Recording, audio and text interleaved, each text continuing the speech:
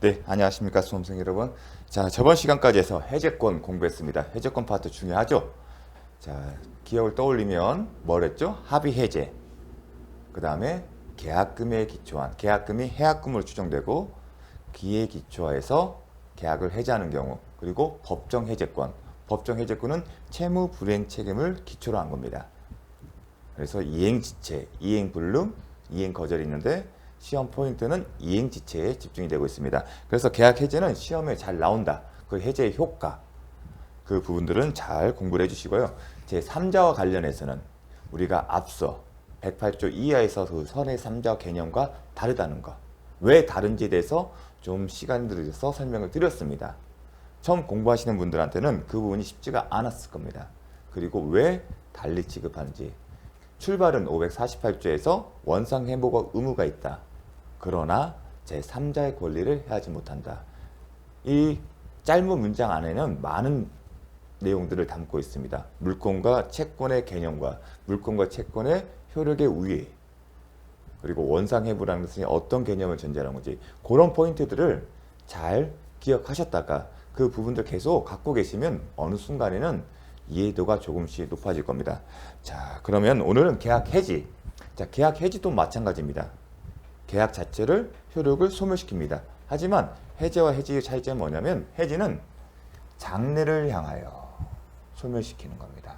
그런데 해제는 소급하여, 이에 반해서 계약 해제는 소급하여 이미 발생한 채권 채무 관계를 소멸시킵니다. 왜냐하면 왜 그러면 해지는 장래에 향하여 소멸시키는 것일까? 기존의 과거의 것은 왜 그대로 둘까?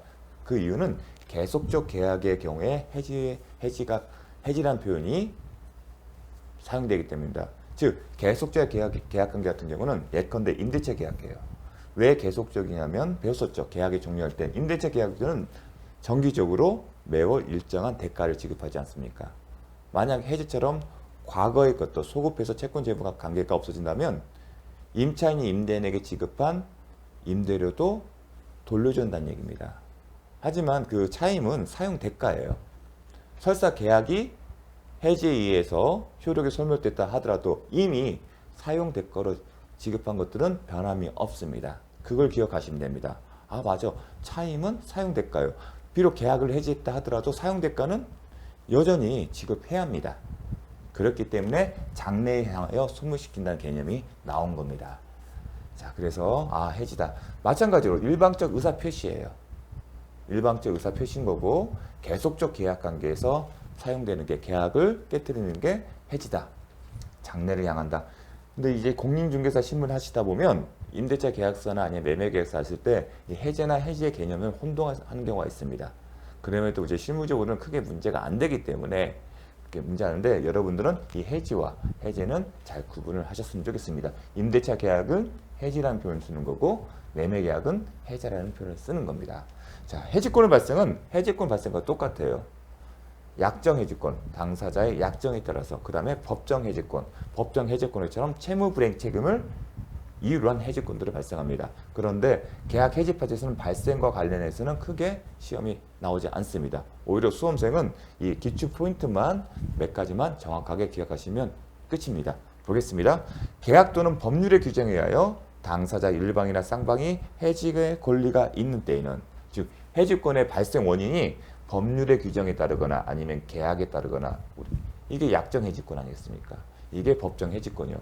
그러한 경우에는 그 해지는 상대방에 대한 의사표시를 한다. 배웠죠? 해제권도 의사표시인데 상대방이 있는 거 아니겠습니까? 계약의 해지니까 당연히 상대방이 있겠죠. 그런 경우에 그 해지 효력은 어떻게 된다? 의사표시로 하는 거고, 그 의사표시가 상대방에 도달할 때 효력이 발생합니다. 그 효력이 발생하면 해지권 행사한 자는, 해제권 행사한 사람은 처리할 수 있다? 아니다. 마찬가지로 해지 의사표시는 처리하지 못한다. 이 앞에 뭐가 있어야죠? 해지의 효력이 발생하면. 우리가 계약 해제권 할 때 뭐라고 했죠? 구속력이라고 했죠? 마찬가지로 해지 의사표시도 효력이 발생하면 처리하지 못한다. 이 파트가 나옵니다. 어렵지는 않게 나오고 있습니다. 543조. 해지권도 해제권처럼 불가분성이 있다. 배웠죠? 해제권. 계약의 당사자 일방이나 쌍방이 여러 명이라면 여러 명이 상대방한테 아니면 상대방이 여러 명한테. 마찬가지로 계약 해지권도 마찬가지입니다. 계약 당사자 일방 또는 쌍방이 여러 명이면 해지는 특별한 사정이 없는 그 전원으로부터 전원에게 해야 한다.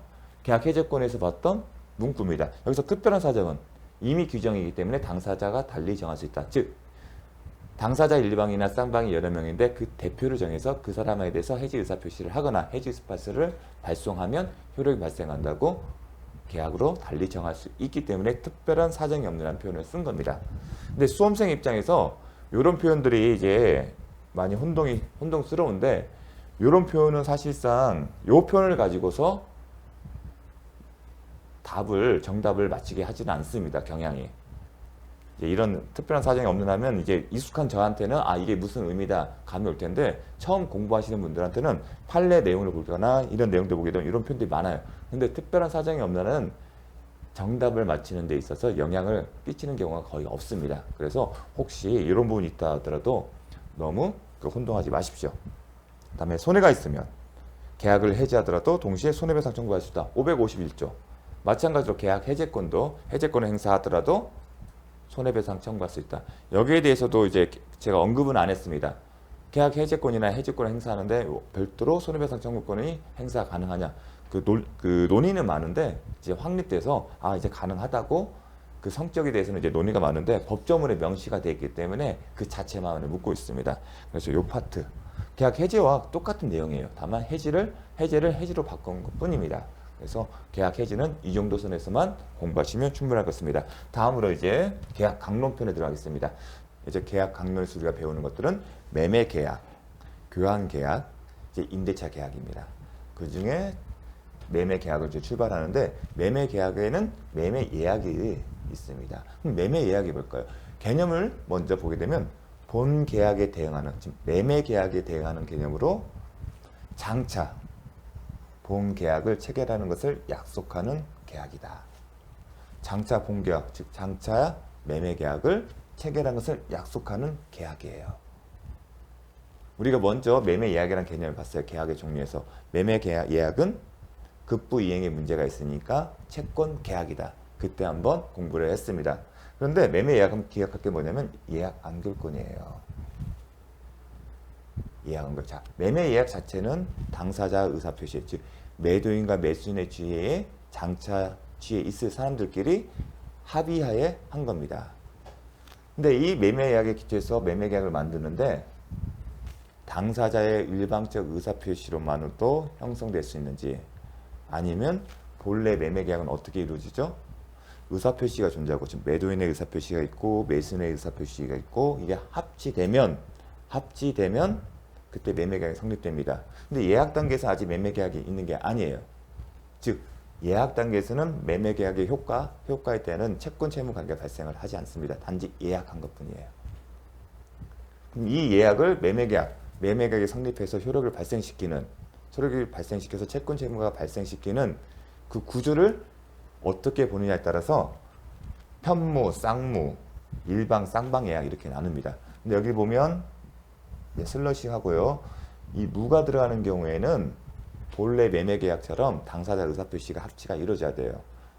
그런데 이 방이 들어간 경우는 일방의 의사표시만으로도 매매 계약이 확정이 되는 거예요. 뭐라고요? 일방의 의사표시만으로 매매 계약이 확정되는 거예요. 그렇기 때문에 이 일방 예약과 쌍방 예약의 경우에만 뭐가 나온다? 예약 안결권이 나오는 겁니다. 완결권.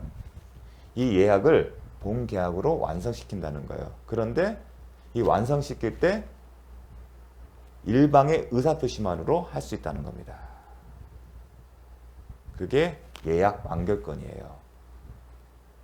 그러니까 편무 쌍무는 사실상 큰 의미가 없어요. 왜냐하면 다시 매매 계약을 체결하는 거예요. 통상의 경우처럼. 그래서 시험은 상관없습니다. 그러면 결국은 일방과 쌍방 예약이에요. 일방의 의사표시로 이 예약을 확정시키는 거예요. 우리가 항공권 같은 예약을 하게 되면 나중에 컨펌을 하지 않습니까? 그 컨펌을 항공권도 하나의 매매 계약이지 않습니까? 운송 계약이지 않습니까? 계약이에요. 계약일은 당사자 의사표시에 의한 거지 않습니까? 근데 그 예약을 확정할 때 그 확정은 누구한테만 있습니까? 그러한 것처럼 이 매매 예약도 누구의 의사표시로 일방의 의사표시로 확정된다. 그게 일방 예약, 쌍방 예약인데 이때가 이제 일방의 의사표시로 예약을 매각 계약으로 확정시키는 거죠. 그게 예약 안결권인데 이 예약 안결권을 당사자 일방인만 가지고 한 사람만 갖고 있으면 일방 예약권이고 양쪽 다 갖고 있으면 쌍방으로 보는 겁니다. 차이점은. 그래서 수험생 입장에서는 이제 일방 쌍방 예약으로 중심을 보면 되는데 그래도 기본은 일방 예약입니다. 왜냐하면 매매 예약은 특별한 사정이 없는 일방 예약으로 추정되기 때문에 따라서 수험생은 일방 예약을 전제로 해서 공부를 하시면 됩니다. 그 의미들. 그래서 예약 안결권이 그래서 중요한 거예요. 일방의 의사표시로 매매 계약이 성립이 되는 거, 확정되는 거잖아요. 일방의 의사표시. 원래 계약은 매도인, 매수인의 의사표시가 있고 합치가 되는데 예약 단계만 하고 그 이후에 일방의 의사표시. 나 이렇게 해서 완성시켜. 본계약 체결되는 걸 할게. 일방 의사표시로 매매 계약을 예약을 계약으로 확정시키잖아요. 특이한 거예요. 특이하기 때문에 시험에 잘 나오는 거고 별도로 법조문에 있는 겁니다. 그게 뭐라? 예약 안결. 이 예약을 본 계약으로 완결시키는 권리. 그래서 일방 예약을 중심으로 공부하시면 됩니다. 이 개념이 쉽지가 않아요. 처음 공부하시는 분. 이게 무슨 의미일까? 그렇다 보니까 일방의 의사표시로 계약이 확정되잖아요. 이제 일방 예약을 중심으로 공부할 겁니다. 뭐 쌍방 예약이 나올 일은 없습니다. 근데 어렵지도 않아요. 일방 예약은 매도인이나 매수인 중 한 명한테만 예약 안결권이 있어요. 그 사람만이 이 계약을 확정시킬 수 있는 거고요. 쌍방은 매도인뿐만 아니라 매수인 모두 예약 안결권이 있어서 매도인이 하든지 매수인이 먼저 하든지 상관이 없다는 겁니다. 그런데 시험은 일방 예약을 중심으로 공부를 하시면 됩니다. 왜냐하면 민법은 당사자의 특별한 매매 예약을 하게 되면 예약은 일방 예약으로 추정하기 때문에. 그러면 왜 일방 예약 전제로 수능을 하시면 됩니다. 그렇다면 제가 이제 하나만 더 얘기를 하겠습니다. 개념적으로 예약을 했어요. 일방의 의사표시로 매매가 확정돼야 하잖아요. 일방의 의사표시로 매매 계약을 확정할 때 특별한 게 없어요. 그냥 이 예약 안결권을 행사하여 매매 계약을 확정시키겠다. 그 의사표시가 전부예요. 그 얘기는 뭐냐면 이 예약 자체 내에 이 매매 계약이 체결된 내용들을 이미 다 담아 있어야 돼요.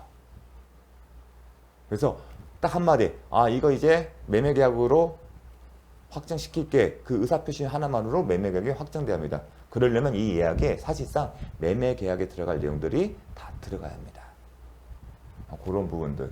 근데 이제 실무에서 여러분들이 매매 계약을 보는 경우는 이제 매매 계약 같은 이제 소유권 이전 등기 청구가 이제 연관돼서 가등기랑 연관돼서 하는 경우가 많은데 뭐 담보 목적 하는 경우도 많고 가장 만약에 볼 수 있는 경우는 실무상 강남 등 토지거래 허가를 받는 구역에 있어서는 이제 허가를 받아야 하지 않습니까?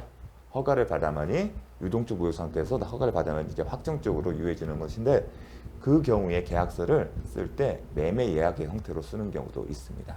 그래서 간혹 그렇게 볼 수가 있습니다. 그래서 예약은 중요한 것은 예약 안결권이다. 이 의미를 정확하게 아셔야 합니다. 자, 다음. 매매의 일방 예약. 일방 예약을 중심으로 봅니다. 그러면 예약 안결권의 발생. 즉, 매매를 예약을 하게 되면 일방 예약이고 일방 예약의 경우에 예약 안결권이 발생합니다. 자, 당연히 매매 예약도 하나의 계약이기 때문에 당사자가 어떻게 쓸 겁니다.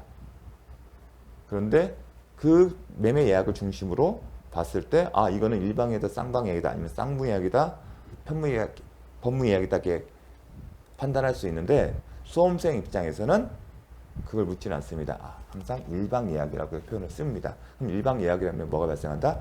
예약 안결권이 발생한다. 이게 뭐죠? 일방의 의사로 예약을 본 계약으로 확정한다. 즉 매매 계약이 체결이 된 걸로 본다. 매매 계약이 체결된다는 얘기는 매매 계약이 성립돼서 효력이 발생한다. 그럼 매매 계약에 따른 채권 채무강이 발생한다. 예약 상태는 아직 없죠.